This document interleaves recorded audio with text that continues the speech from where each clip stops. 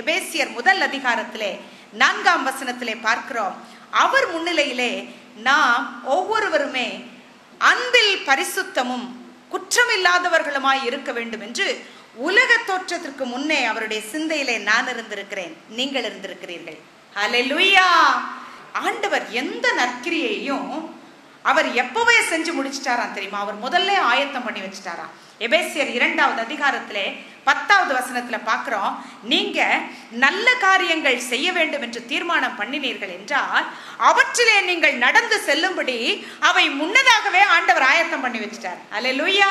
நீங்க எல்லாம் சொல்றீங்க, நான் நினைச்சு நல்லது செஞ்சேங்க, நான் தீர்மானம் பண்ணதுனால தான், என்னால தான் என்னுடைய சகோதரன் வீட்டுல எல்லாரும் நல்லா இருக்கிறாங்க, என்னால தான் என்னுடைய சகோதரி வீட்டுல பிழைக்கிறாங்க, அல்லது என்னுடைய கணவன் வீட்டார் எல்லாம் என்னுடைய ஞானத்தால என்னுடைய உழைப்பால அவர்கள் சாப்பிடுகிறார்கள், நான் கொண்டு வந்து சம்பாதிப்பதுதான் என் வீட்டுல என் பிள்ளைகள் சாப்பிடுகிறார்கள் என்றெல்லாம் பேசி கொண்டிருக்கிறோம். ஆனால் தேவன் என்ன சொல்றார் தெரியுமா? நீங்க இந்த பூமியில ஏதாகிலும் ஒரு நன்மையான காரியத்தை செய்கிறீர்கள் என்றால் அது எப்ப ஆண்டவர் ஆயத்தம் பண்ணிட்டாராம்? முதல்ல ரெடி பண்ணி வச்சுட்டார். நல்ல ஒரு சிகப்பு கம்பளத்தை விரிச்சு வச்சுட்டார். அது மேல அழகா நம்ம நடந்து போறோம். நடந்து போயிட்டு என்ன சொல்றோம்? இது யார் ஆயத்தம் பண்ணது? ஆண்டவர் ஆயத்தம் பண்ணது. நம்ம நடந்து போறோம். அது மேல நடந்து போயிட்டு என்ன சொல்றோம்? நான் செஞ்சேன் நல்லது, நான் யோசிச்சேன் நல்லது, நானாக செய்து வைத்தேன் என்று பேசுகிறோம். ஆனால் தேவன் அவருடைய உன்னத ஞானத்தினால இந்த பூமியில ஒவ்வொன்றையும் செய்கிறார். நற்சிந்தனையை இருதயத்திலே தோற்றுவிக்கிறவரும் அவர், அதை நாம் செய்ய வைக்கிறவரும் அவர். ஹல்லேலூயா!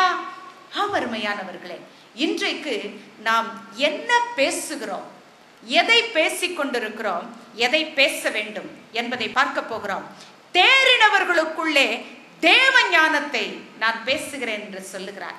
இந்த தேவ ஞானத்தை குறித்து யோபு சொல்லுகிறார் 28:20 யார் தேவனுடைய ஞானத்தை அறிந்திருக்கிறார்கள், யாருக்கப்பா தெரியும் அந்த ஞானம் என்று அவர் பேசிக்கொண்டே அது தேவனுக்குத்தான் தெரியும் என்று 23 சொல்றார்.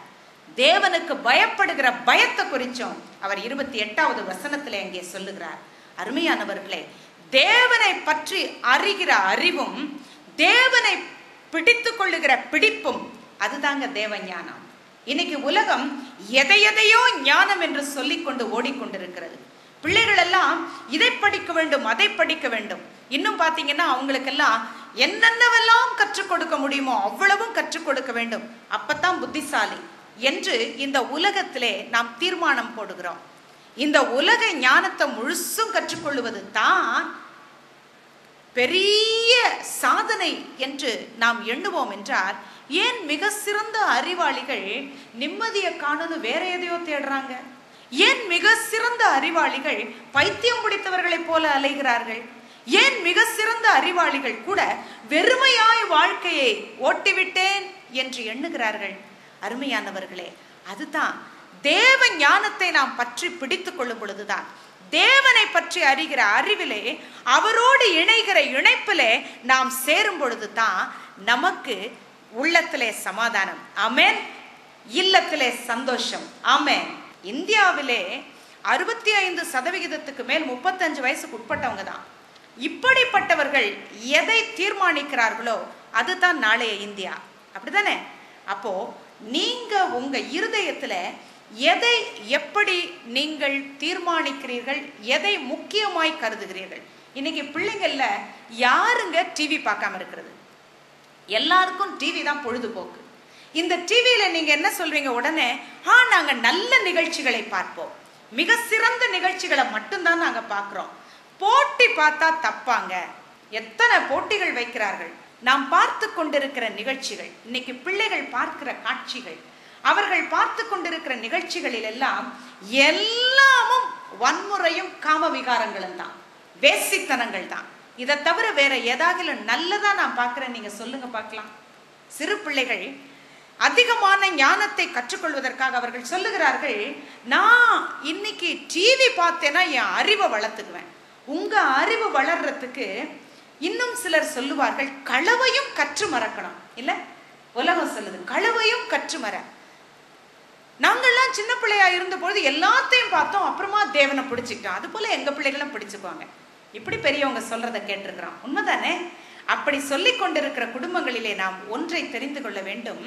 வெளிப்படுத்தல் 2ஆம் அதிகாரத்தில் 24ஆம் வசனத்துல தியத்தைரா சபையினருக்கு அங்கே ஒரு வசனம் சொல்லப்படுகிறது. வெளிப்படுத்தல் 2ஆம் அதிகாரத்திலே 24வது வசனத்திலே நான் வாசிக்கிறேன் உங்களுக்கு. அவர் சொல்லுகிறார், தியத்தைராவிலே இந்த போதகத்தை பற்றி கொள்ளாமலும் சாத்தானுடைய ஆழங்கள் என்று அவர்கள் சொல்லுகிறார்களே, அந்த ஆழங்களை அறிந்து கொள்ளாமலும் இருக்கிற மற்றவர்களாகிய உங்களுக்கு நான் சொல்லுவது, உங்கள் மேல் வேறொரு பாரத்தையும் நான் சுமத்த மாட்டேன். இந்த உலகத்துல சாத்தானுடைய ஆழத்தை நீ கத்துக்கொள்ள விரும்பாமல் இருக்கும் பொழுது உலகத்துல வேற பாரத்தை ஆண்டவர் செலுத்த மாட்டாராம். ஆமென். வாழ்க்கையில பிள்ளைங்க கஷ்டமே படக்கூடாதுன்னு தான் பெற்றோர் பார்ப்பாங்க. அதனால தான் பிள்ளைகளுக்கு எந்த வேலையும் கொடுக்காம எல்லா கஷ்டத்தையும், குடும்ப கஷ்டத்துல அல்லது அன்றைக்கு இருக்கிற வேதனை அல்லது பணத்துக்கு இருக்கிற கஷ்டம் அல்லது பிள்ளைகளுக்கு உடல் உழைப்பால் இருக்கிற கஷ்டம் எதுவுமே பிள்ளைகளுக்கு இருக்கக்கூடாது. அதனால எல்லா வேலையும் அப்பா அம்மாவே செஞ்சிருவாங்க, எல்லாம் அவர்களே செய்வார்கள். ஏன்? பிள்ளைகள் எந்த பாரத்தையும் சுமக்க கூடாது. இப்படி விரும்புகிற பெற்றோரே ஒன்றை அறிந்து கொள்ளுங்கள், உங்க பிள்ளைகள் சாத்தானுடைய ஆழங்களை அறியாமல் இருக்கும் போது மட்டும்தான் ஆண்டவர் அவங்க மேல வேற பாரத்தை சுமத்த மாட்டார். அவங்க வாழ்க்கையில கஷ்டம் இல்லாம இருக்கணும், பாரம் இல்லாம இருக்கணும் நீங்க நினைச்சீங்கன்னா சாத்தானின் ஆழங்களை அவர்கள் அறியாமல் இருக்க நீங்கள் உங்களைத்தான் ஆண்டவர் ஜாமக்காவலனா வச்சிருக்கிறார். ஏசாயா 62வது அதிகாரம் 6 முதல் 8 வரைக்கும் உள்ள வசனங்களில ரா முழுவதும் பகல் முழுவதும் எப்போதும் விழித்துக் கொண்டிருக்கிற ஜாமக்காவலனை நான் கட்டளையிடுகிறேன். உங்கள் நடுவே இப்படிப்பட்ட ஜாமக்காவலர்கள் உங்கள் பிள்ளைகளுக்காக இரவு முழுவதும் பகல் முழுவதும் அழுது ஜெபித்ததுண்டா? இல்லையே. அவர்களுக்காக நீங்கள் ஜெபிக்க வேண்டுமா? பகல் முழுவதும் ரா முழுவதும் ஜெபிக்கிறதுனால என்ன ஆகுமா? அப்படி நீங்கள் ஜெபிக்கும் பொழுது ஆண்டவர் வந்து அந்த இடத்தை ஆசீர்வாதமாக மாற்றும் வரைக்கும் அவரை அமர விடாமல் இருங்கள். அப்படி ஜெபித்தது உண்டானா? ஏதோ ஆண்டவரே கஷ்டப்படுறேன், ஆண்டவரே வேதனைப்படுறேன், ஆண்டவரே இந்த வேதனையை மாற்றும், ஆண்டவர் இன்னைக்கு இருக்கிற இந்த ப்ராப்ளம் சால்வ் பண்ணிட்டா சரி, இப்படித்தானே ஓடிக்கொண்டிருக்கிறோம். ஆனால் இன்றைக்கு ஆண்டவர் என்ன பேசுகிறார்? ஆண்டவரோடு இருக்கிற உறவுல நீங்க அல்லும் பகலும் அவருடைய வேதத்திலே நீங்கள் தியானமாயிருந்தால் நீங்கள் பாக்கியவான்கள். உங்கள் பிள்ளைகள் என்றைக்குமாய் இருக்கிற நித்திய மகிழ்ச்சியிலே பங்கடைவார்கள். நம்முடைய வாழ்க்கையெல்லாம் நித்திய மகிழ்ச்சியை குறித்த நேரான ஓட்டமாய் இருக்க வேண்டும். வாழ்க்கையில ஓடுற ஓட்டம் எப்படி இருக்கலாம்? எங்கும் இருக்கலாம். ஆனால் அவற்றிலெல்லாம் நீங்கள் உண்மையை, பரிசுத்தத்தை காத்து கொள்ளும் போது மட்டும்தான் உங்க ஓட்டத்துல நித்தியமாய் மகிழ்ச்சி தங்கி இருக்கும். அது இம்மையிலும் சரி மறுமையிலும் சரி. அப்படிப்பட்ட ஆசீர்வாதம் வேண்டும் என்றால் சத்தியபரனாகிய இயேசு கிறிஸ்து இருதயத்துல இருக்கணும். அவருடைய சத்திய வசனங்கள் இருதயத்துல எழுதப்பட்டிருக்கணும். அதுதாங்க தேறினவர்களுக்குள்ளே தேவ ஞானம்.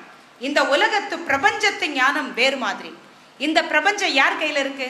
பொல்லாங்கன் கையில இருக்கு. 1 யோவான் 5:19 பார்க்கிறோம், உலகம் பொல்லாங்கனுக்குள் கிடக்கிறது. இந்த உலகம் பொல்லாங்கனுக்குள் கிடக்கிறது என்றால் அவனுடைய ஞானம் எப்படிப்பட்டது? அது வேறு விதமானது. அது எப்படிப்பட்டது என்பதை பார்க்கும் பொழுதே நாம் எதை செய்யலாம் எதை செய்யக்கூடாது என்று பார்க்க போகிறோம். முதலாவதாக நாம் பார்க்கிறோம், பூமி வெறுமையாய் ஒழுங்கற்றதாய் இருக்கும் பொழுதே, அப்பவே அவருடைய சிந்தையில நீங்களும் நானும் இருந்திருக்கிறீங்கன்னா, முதல் மனுஷன் பாவம் செய்வான் அவருக்கு தெரியாதா? இன்னைக்கு வாலிப பிள்ளைகள்லாம் முதல் கேள்வி கேட்பாங்க, ஆதியாகமம் படிச்ச உடனே, ஆண்டவருக்கு மனுஷன் பாவம் செய்வான் தெரியவே தெரியாதா? அவனை அவர் தானே சிருஷ்டித்தார், அப்ப அவருக்கு தெரியாதா பாவம் செய்வான் என்று? பிறகே சிருஷ்டித்தார் என்று கேட்கிறவர்களை பார்க்கிறோம். இப்படி ஆண்டவருக்கு தெரியாமலா இருக்கும்? தான் சிருஷ்டிக்க போகிற பார்த்து பார்த்து வணைந்த தன்னுடைய பாத்திரம் தவறு செய்ய போகிறது, உடைந்து போக போகிறது, தன் கையிலேயே சிதிலமடைய போகிறது என்று தெரியாமலா இருக்கும்? தெரிந்திருந்தது.